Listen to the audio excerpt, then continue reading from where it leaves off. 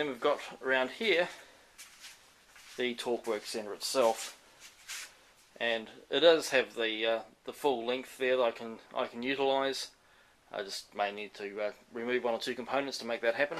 I've worked out the Incra fence there, so it can easily be removed and have its bolts drop away below the table, and so I can utilise the whole top if I have a big slab or something like that I need to surface. And now there's a whole bunch of things on here that I've been playing with, as you probably would have been following. I've got here the vac clamp, and that's going to be appearing in another video if I haven't put it up already. I'm not sure if that's going to be its final home sitting there. I'll play around with it a bit. You know, the beauty of having a sacrificial top to the torque work centre, it means that I can screw into it and move it around, and you know, if it ends up with too many holes in it, you just take it off and get rid of it and put another one on. That's just here is talking to a couple of people about the location of the remote switch that I've put onto the torque work centre. So it's just sitting out there on the end of the arm, and the beauty of that is as the arm moves along the tool, the switch moves with it, and it's always very close to just to be able to turn it off or bump it off with your knee or something if you need to, without actually having to free up your hands from whatever you're trying to support at the time.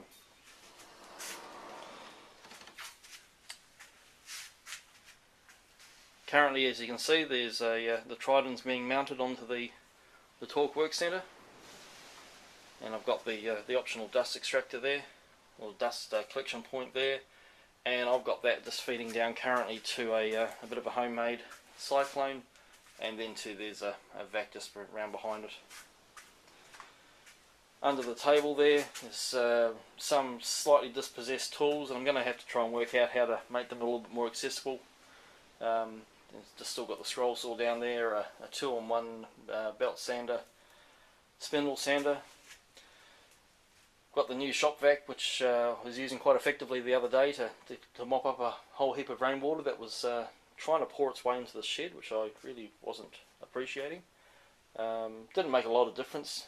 Having rubber matting on the floor made a lot of difference to that, but I thought, well, seeing as I've got a vacuum that can actually handle liquids, I might as well use it to do so.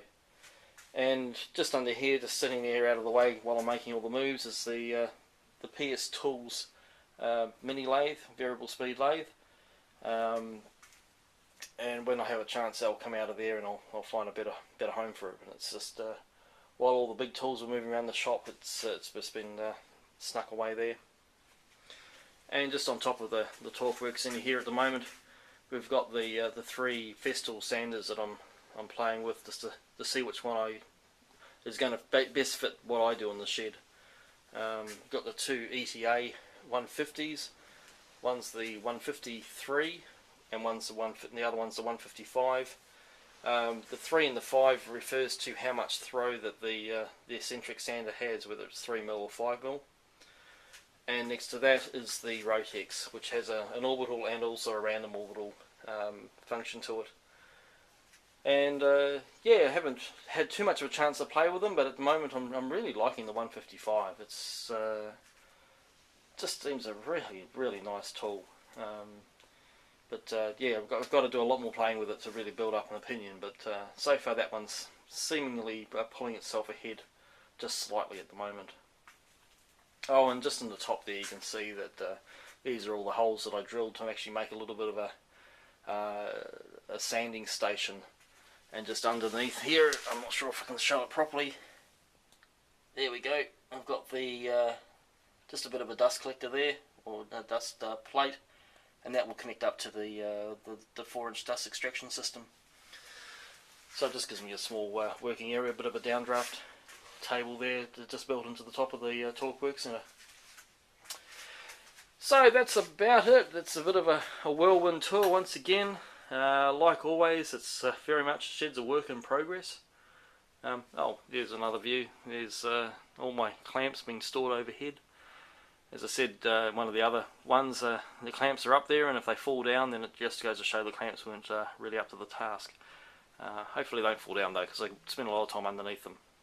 Quite convenient actually having them overhead. It means that when I'm working on a job I just have to reach straight up and that's where they are. But It's probably, again, not ideal, but when you have a minimal amount of space, then you do what you can.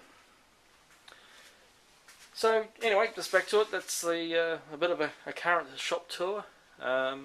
It's kind of nice having these sorts of ones done every now and again, these tours, because it gives me a snapshot of what the shed looks like at any one stage. And it's such an evolving beast that I look back at older episodes and older pictures, and there's so many changes that happen continuously that I actually forget, what it was like at various stages, and it's just interesting seeing that progress.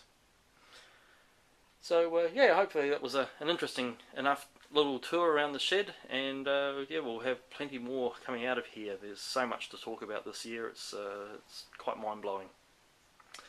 Right, well, until next time, yes, I hope that was a worthwhile tour around Stu's shed.